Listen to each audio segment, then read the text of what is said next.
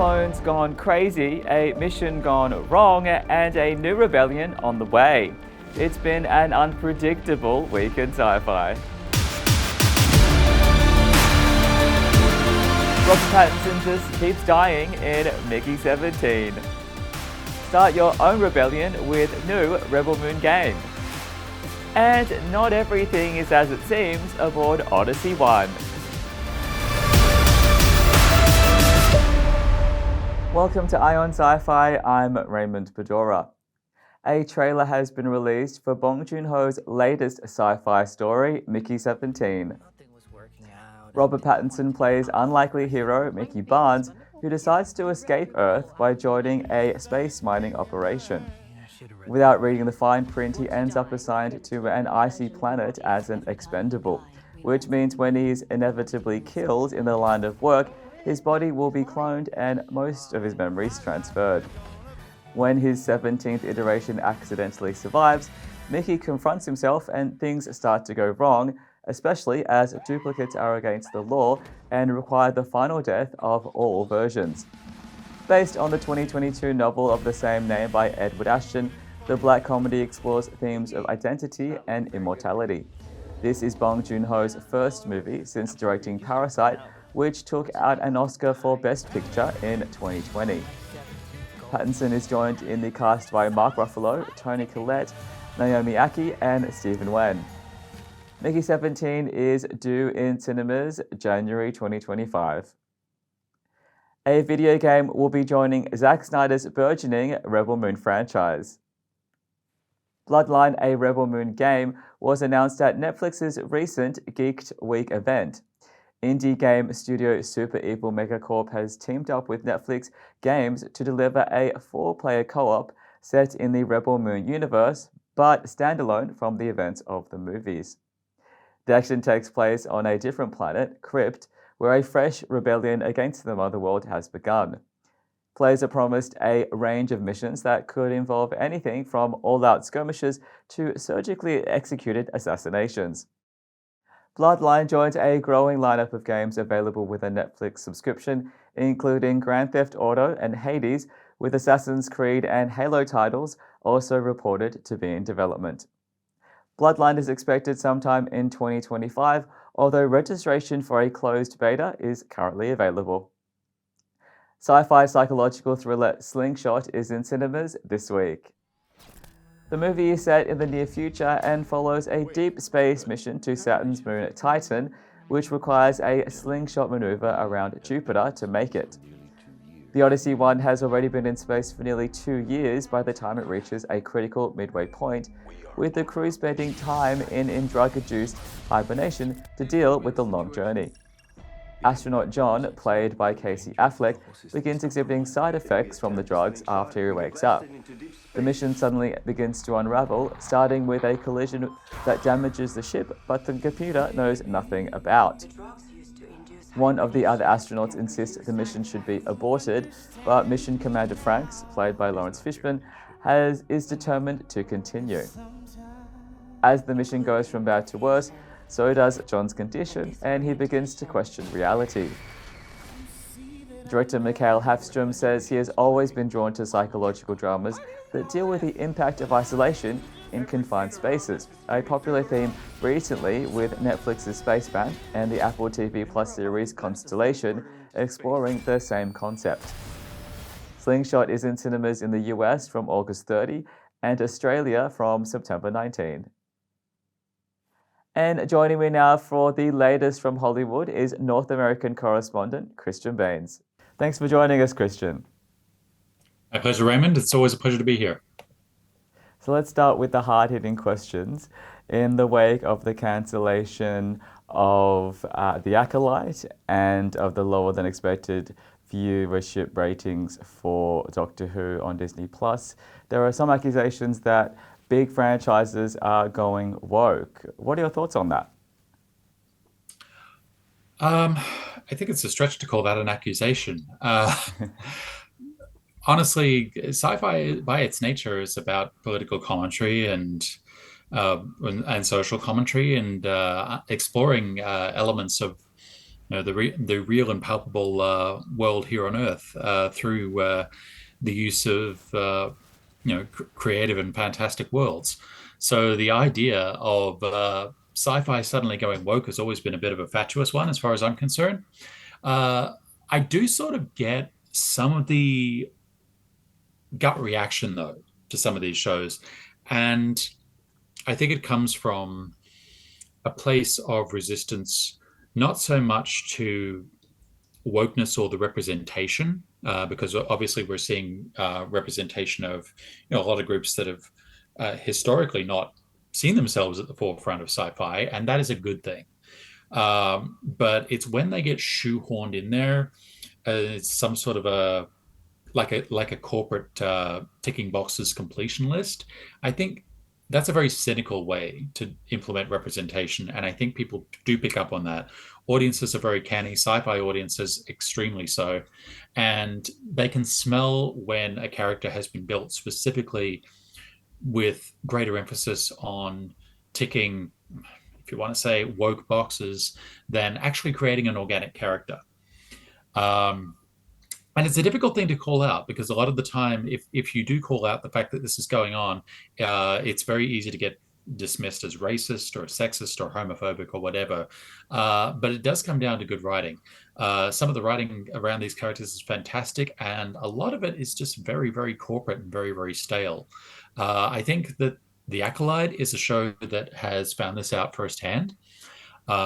There's Disney has been eager to put a lot of new Star Wars content out there, and obviously not all of it was going to stick.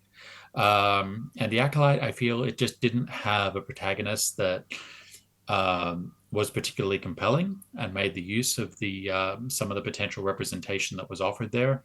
Um, Doctor Who took a huge risk in casting Ncuti Gatwa.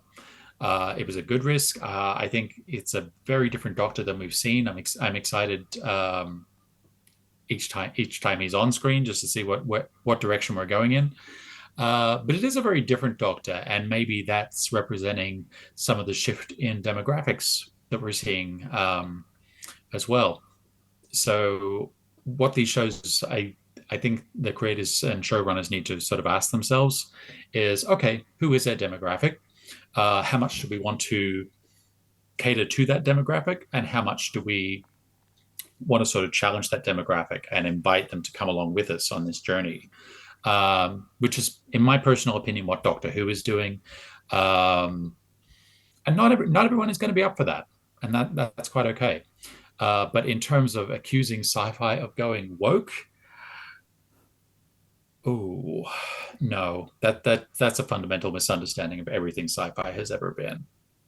Now, a huge movie that is about to come out is Megalopolis, which was just aired and screened at Cannes. What do you think the future holds for this movie? Do you see success, or do you see something far from success for Megalopolis?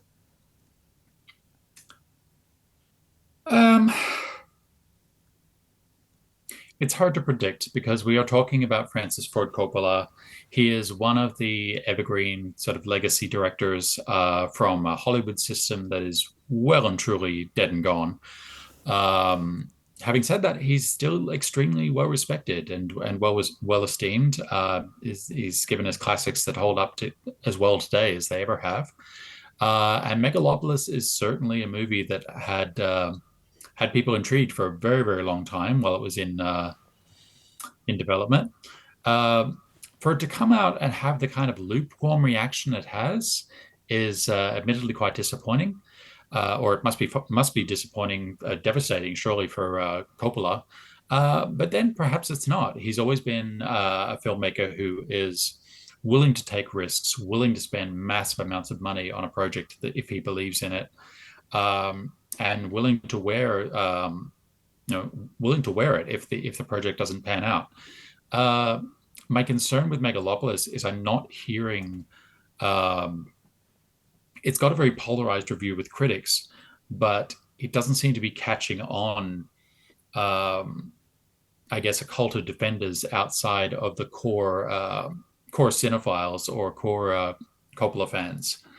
So that doesn't speak well to perhaps its future prospects as a cult film, or as a classic that might find its audience. Sure, the idea would horrify the director, but might find its audience on the small screen. It doesn't strike me as the kind of project that is destined for streaming. It certainly wasn't made for streaming.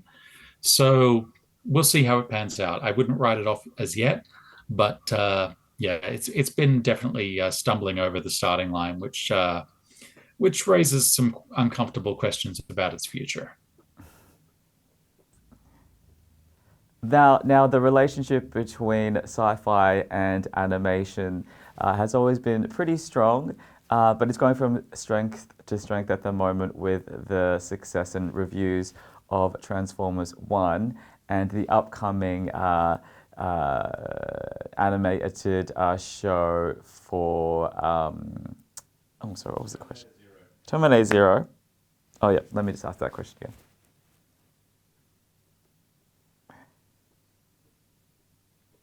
The relationship between sci-fi and animation has always been pretty strong, and it seems to be going from strength to strength with the success of Transformers One and the upcoming Terminator Zero. Could you tell us a bit more about how that success has come about and what you see to be the future of sci-fi animation for adults as well, particularly?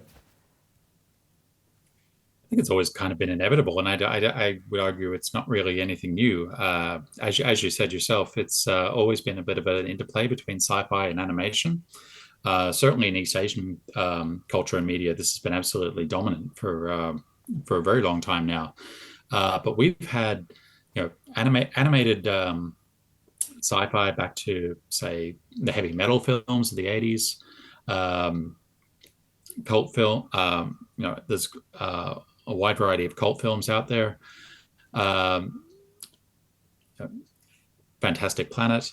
Um, but it's not really surprising to me that some of the big franchises are now engaging more actively with the world of animation, particularly given how much cheaper it is to produce than a full blown sci-fi, which is one of the most prohibitively expensive genres to produce. So, particularly franchises like Terminator and Transformers, which seem to have had their steam has kind of seems to have run out a little bit on the big screen. Why not try and revive them through an animated series? This seems as good a prospect as any, and the risk seems to be paying off. We've seen that with Marvel, with the gradual reintroduction of the X-Men cartoon. Before the mutants return to big screens, as Marvel tries to sort of lick their wounds of the COVID era and plan what's coming up next.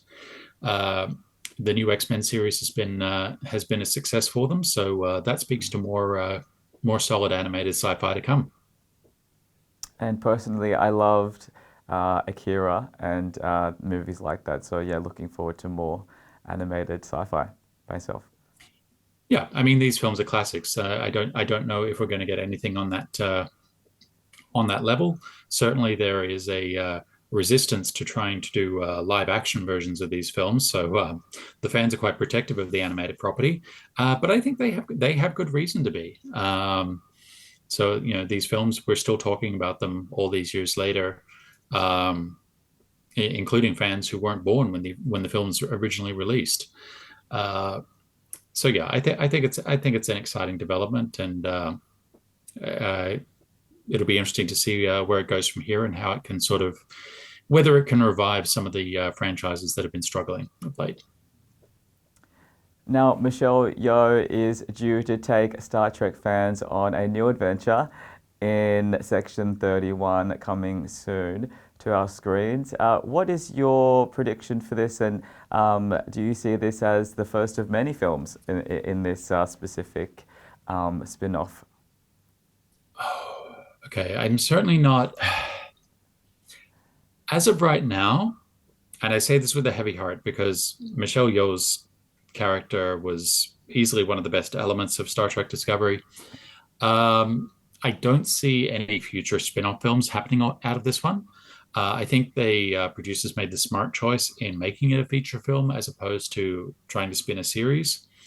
Uh, the unfortunate thing is when you base a story around a character who's fundamentally a villain, you're automatically putting a block up between them and the audience. So you either need to go with some sort of semi-apologetic redemption story, which is always going to leave a bad taste in the mouth of some of your audience, or you basically go with something quite short and sharp, which is what looks to be the case with regards to the upcoming film.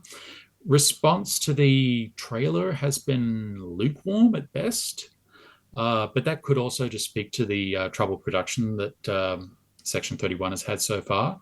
It was always going to be a hard pitch. I mean, it's a project that basically goes against Gene Roddenberry's original ethos for Star Trek, the idea of a hidden Federation organization that is so ethically dubious and ethically shady. But as DS9 and Discovery have both shown us, that there's a lot of potential for really good stories in there.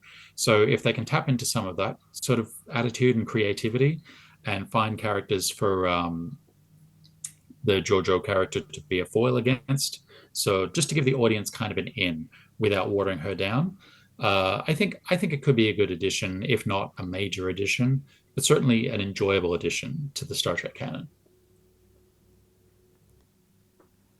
Awesome. Well, thank you so much for joining us again, Christian. We really appreciate it. My pleasure, Raymond. Always great to be here. And that was the week in sci-fi. For more news throughout the week, go to ionsci-fi.com.